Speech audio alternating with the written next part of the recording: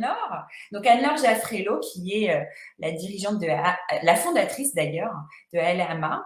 Elle est naturopathe spécialisée en aromathérapie. Elle accompagne les personnes qui veulent reprendre leur santé en main, naturellement et pour longtemps. Elle forme aussi les professionnels de santé. Elle a des super parcours de formation pour les professionnels de santé, pour les aider à améliorer le confort de leurs patients grâce à l'aromathérapie. Elle me rejoint aujourd'hui. Je vais la faire rentrer tout de suite. Mais Anne-Laure, elle a un super parcours parce qu'Anne-Laure, quand elle nous a rejoint, elle n'aimait pas trop ça, les finances. Je te fais venir, Anne-Laure. Est-ce que vous la voyez?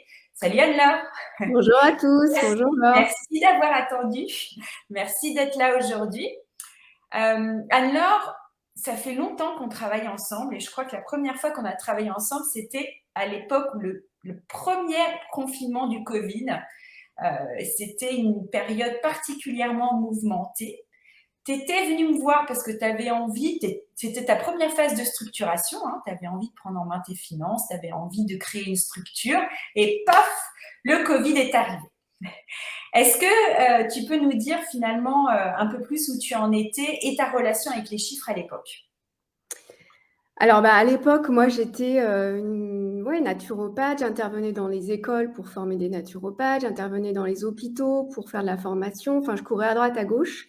Ouais. Je travaillais beaucoup, j'avais écrit 6 livres à l'époque, donc j'avais l'impression d'avoir réussi et en même temps, j'étais toujours en train de courir après ma trésorerie. J'avais du mal à me payer, donc quand ça rentrait, j'arrivais à me payer, quand ça rentrait pas, j'attendais. Et il y avait toujours ce côté anxiogène par rapport à l'argent. J'étais toujours dans la peur de manquer. Et en fait, j'étais épuisée. Et quand j'ai pris un accompagnement avec toi, c'était vraiment pour sortir de cet épuisement et comprendre pourquoi je n'arrivais pas, alors que je travaillais beaucoup, pourquoi je n'arrivais pas à avoir une trésorerie, à me payer correctement et faire ce qu'il fallait pour que ça change en fait. Donc non, les chiffres, c'était pas spécialement. Déjà, c'est pas ma spécialité. Moi, je suis plutôt littéraire. Je suis dans les plantes. Donc, je suis pas du tout dans la finance. Et du coup, donc j'ai pris cet accompagnement. On a commencé le tableau de suivi. On a pris ce recul sur les chiffres. Donc, j'ai pu voir ma rentabilité. Comment ça se passait pour les dépenses, comment ça se dispatchait et comment ça se passait pour les rentrées. Voilà, ce qui était intéressant. Et là, le Covid arrive. Oui. Donc, mon super contrat dans le grand hôpital public de France s'arrête. Donc, plus de chiffre d'affaires. Donc là, c'était la panique. Je t'avais appelé en disant non, là, je ne peux pas continuer. Parce que du coup, ça devenait un investissement pour moi très risqué de prendre un accompagnement avec toi. Bien. Donc, oui, j'ai eu très peur au départ. Et tu m'as dit non, mais franchement, c'est justement là le moment. Et donc, j'ai décidé de te faire confiance et me dit, de toute façon, là, j'ai plus rien à perdre. Donc, moi, déjà, il fallait que ça change personnellement parce que j'étais vraiment fatiguée. Et plus le Covid, où là, j'avais vraiment besoin d'aide pour prendre du recul et voir comment rebondir, en fait. Mais ta réaction était super humaine et c'est ce qu'on observe pas mal aujourd'hui. Tu vois, cette réaction de peur et du coup de prendre des décisions basées sur la peur et d'arrêter les investissements. Et je trouve que tu as eu vraiment beaucoup de courage de dire, OK, c'est pas une réaction qui vient du bon endroit et on y va quand même. Alors aujourd'hui, donc là, c'est ton deuxième accompagnement avec nous. Donc on fait un grand pas en avant, 2 ans.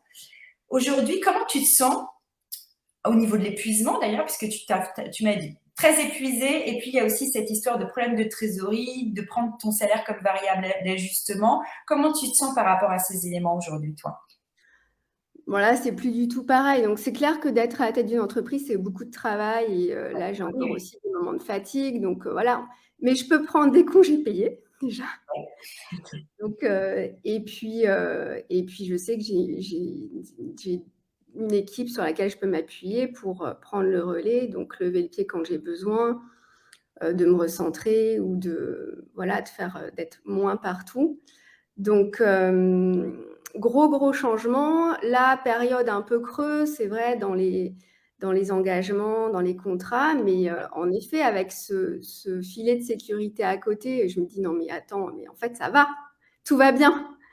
Et puis, pour moi, les chiffres, les tableaux, le suivi, c'est vraiment un point d'appui justement pour pas être dans l'émotionnel tout le temps par rapport à ça. Parce que moi, je suis madame peur du manque. Donc, c'est facile de toujours se dire: «Il y a pas assez, il y a pas assez». Mais en fait, de revenir aux chiffres, de se dire, bon, bah, là, en fait, je peux payer tout le monde. Là, j'ai mon filet de sécurité. Là, j'ai mes objectifs pour le mois prochain, donc je sais comment investir pour justement qu'il y ait plus de ventes ou que ça s'enchaîne bien. Donc, en fait, c'est quand même une grosse sérénité, même si c'est toujours du travail et être là. Et en fait, c'est passer à un autre cap. Maintenant, il faut accompagner son équipe et puis bon, continuer à avancer en fait. Et on n'a jamais fini de structurer vraiment correctement. Enfin, voilà, je suis toujours Ouais, en ouais. process par rapport à ça. Comment, tu vois, c'est cet escalier en communication dont je parlais. Les problématiques, elles reviennent toujours, en fait, d'une manière différente. Mais c'est vrai que là, bah, du coup, c'est bête, mais je peux me prévoir des vacances au mois d'août, quoi qu'il arrive, quoi. Ça, c'est pas bête, c'est super.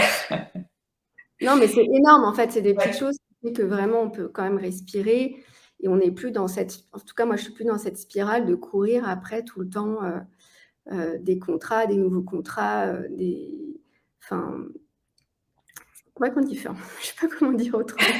Bah, si tu, alors, combien de temps ça te prend? Parce que tu sais, ce que j'ai remarqué, moi, c'est que c'est quand même difficile. Peut-être si on se remet 2 ans en arrière, la première fois que tu as fait ces tableaux, là, tu les prends en main, c'est devenu un peu un rituel dans ton entreprise. Tu regardes les tableaux, tu arrives à les mettre en place. Mais est-ce que c'est compliqué? Euh, Parce que quand on parle comme ça de manière théorique, tu vois, rentabilité, trésorerie, ça peut paraître très compliqué de collecter ces chiffres. Est-ce que tu sens, toi, on ne dit pas que c'est une baguette magique, hein, on ne dit pas que ça se fait en claquant des doigts, mais toi, comment tu as ressenti ce travail de collecte, suivi des chiffres et de finalement faire marcher ce muscle de pilote financier? Comment tu l'as ressenti? Est-ce que c'était une difficulté, une douleur? Alors moi, j'aime toujours pas les chiffres en fait, je vais pas te mentir. Non. Ça n'a pas changé vraiment, mais par contre, les tableaux sont hyper simples. Donc, c'est sûr que c'est facile de rentrer ses dépenses, de rentrer ses suivis et ça permet encore une fois d'avoir ce recul sur, la rentabilité, sur, les offres qui fonctionnent. Comment tu peux aussi, activer, donc les choses qui fonctionnent, laisser tomber les choses qui fonctionnent pas, où c'est Ouais. pas la peine de perdre du temps, pas la peine de perdre une énergie. Donc en fait, c'est vraiment pour moi, c'est vraiment un gros point d'appui pour aussi anticiper.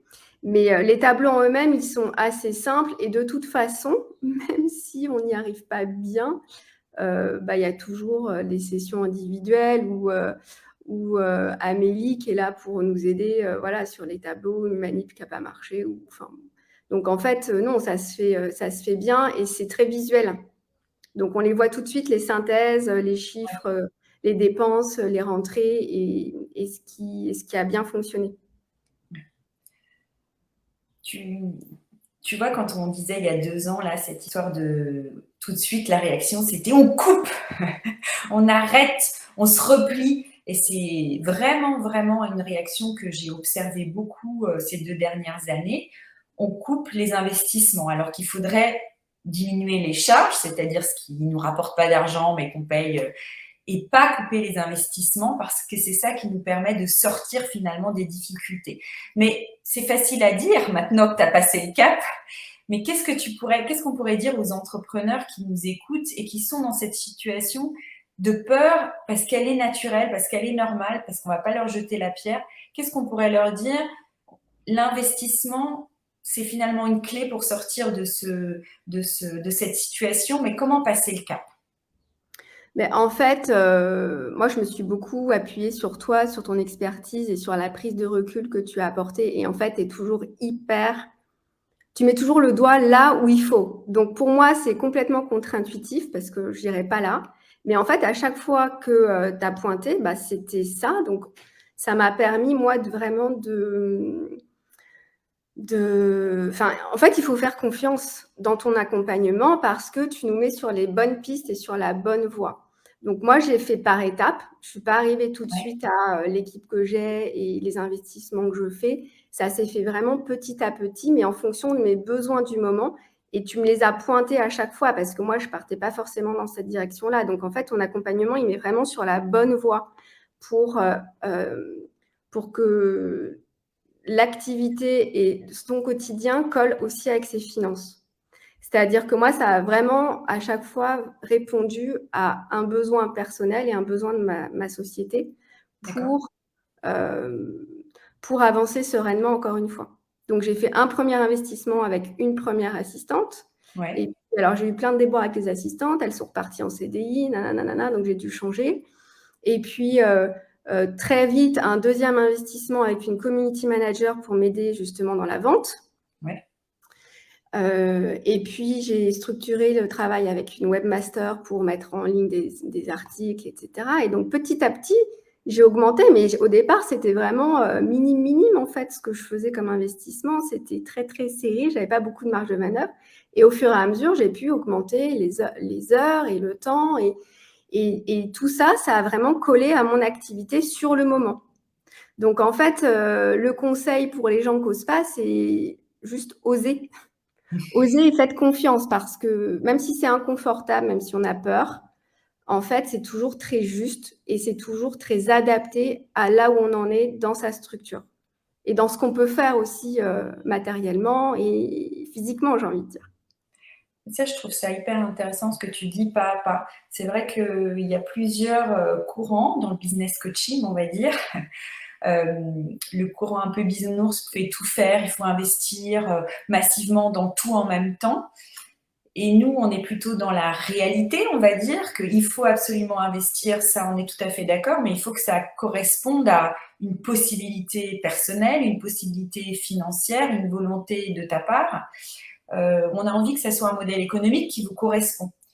Et le coup du pas à pas, je pense que c'est aussi pour ça, on vous accompagne vers le pas à pas parce que ce qu'on veut, c'est que petit à petit, tu trouves ce que tu veux vraiment, le modèle économique qui te correspond. Le modèle économique que tu as aujourd'hui, d'ailleurs, Anne-Laure, n'a rien à voir avec celui d'il y a 2 ans, hein, au final.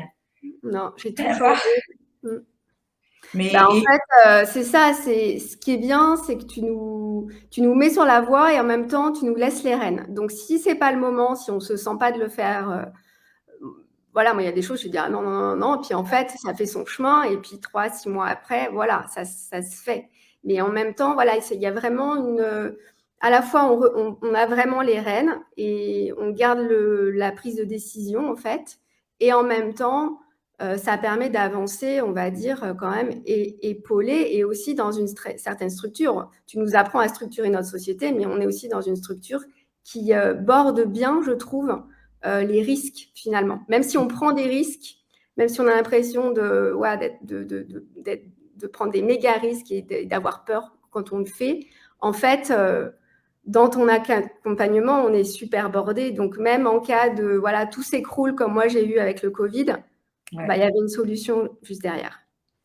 ouais. Il y a une question là sur le groupe. Comment tu décrirais ton modèle économique aujourd'hui, Anne-Laure?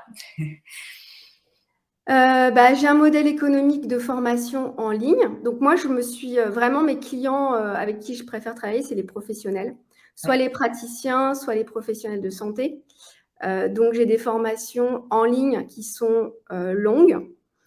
J'ai 3 formations, une formation pour les soignants, une formation en aromathérapie scientifique, une formation en aromathérapie émotionnelle et tout est basé sur le en ligne, ce qui ne m'empêche pas de faire quelque chose de très humain, ouais, avec beaucoup, beaucoup de contacts et je travaille qu'avec des gens, en fait, qui me plaisent. Je suis plus à courir dans des écoles où, en fait, ça se passait pas forcément super bien, où ça me plaisait pas ouais. et donc là, vraiment, bah, ouais, je travaille qu'avec des gens avec qui j'ai envie et sur un modèle en ligne parce que de toute façon, bah, Covid oblige, j'avais plus trop le choix et puis, ça m'empêche pas de faire des fois voilà, du présentiel, de refaire des rencontres mais c'est toujours, voilà, toujours basé sur l'humain.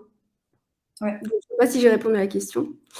Oui, et je pense aussi au niveau de ton équipe. Donc, tu as changé tes offres, hein, tu es passé du Mmh. présentiel en ligne, mais tu as fait du sur-mesure dans du en ligne. Tu as gardé ce qui était important pour toi, l'humain. Tu as vraiment structuré tes formations à ta manière. Tu as pas Mmh. suivi une recette, tu as fait un truc qui te correspondait à 100. Et au niveau de ton équipe, tu étais toute seule avant. Aujourd'hui, elle ressemble à quoi ton équipe? Alors aujourd'hui, donc avant, j'avais juste mon comptable qui me faisait mon bilan en fin d'année, point. Maintenant, donc j'ai une assistante administrative qui m'aide, au quotidien, donc pour les contrats, pour la gestion de la plateforme et elle m'aide aussi pour, les trucs techniques d'organisme de formation pour Calliope. Donc ça, c'est un truc un peu technique. J'ai, donc toujours la community manager avec qui je travaille pour, donc ça, c'est voilà, c'est régulier aussi pour, donc les réseaux sociaux et les lancements, notamment les webinaires. J'ai 2 référents pédagogiques avec qui je travaille pour m'aider dans les formations. Ouais. Donc elles m'aident aussi pour, voilà, des retours sur des évaluations, des documents. Enfin ça, c'est hyper intéressant de bosser avec elles. Et puis j'ai toujours la webmaster aussi qui m'aide sur le côté technique du site internet. Et après, donc toujours mon comptable aussi. Et après, je fais référence à une graphiste de temps en temps pour des supports, pour avoir des jolis supports, justement, écrits, les supports de formation. Et puis, bah, c'est tout. Ouais, tu plus toute seule, quoi. Non, plus toute seule. Et en fait, moi, c'était aussi un truc que j'aimais pas trop, c'est-à-dire d'être toujours tout seul. Déjà, on prend les décisions tout seul. Mais là, en fait, finalement, travailler en équipe, c'est hyper sympa parce que, bah, il y a un échange et puis on peut vraiment s'appuyer sur les gens pour aller plus loin dans sa vision des choses. Je pense que tu en parleras dans le défi, mais Ouais. moi, ça m'aide vraiment du coup On en à parle penser demain, justement. Ouais. la suite, sur des choses que j'ai envie de faire, aller à la rencontre des petits producteurs d'huile essentielle. Voilà, des choses que je pourrais pas faire si j'étais encore le nez dans le guidon en train de faire mes contrats, en train de, voilà, de faire, la plateforme et d'être devant l'ordinateur, quoi. Ça nous permet de nous concentrer sur ce qu'on a vraiment envie de faire. Notre vision ou nos forces ou d'ouvrir un peu nos horizons, d'innover. C'est ça, d'innover et puis moi, j'ai vraiment envie de créer une belle communauté. Les gens qui sont dans les formations sont super contents et j'ai envie qu'on se retrouve tous. Donc voilà, organiser après des journées de rencontres, mais il faut libérer de l'espace en fait pour créer la suite et pour écrire, voilà, continuer à écrire l'histoire de notre entreprise. Ouais, une nouvelle page. Mmh.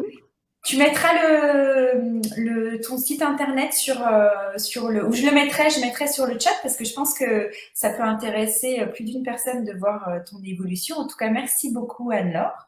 Avec Merci de ton partage.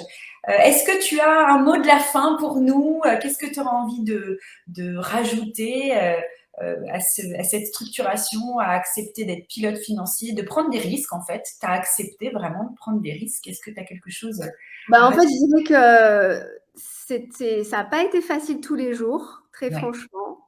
Mais par contre, au final, je suis ravie, hyper contente et on passe par plein de phases.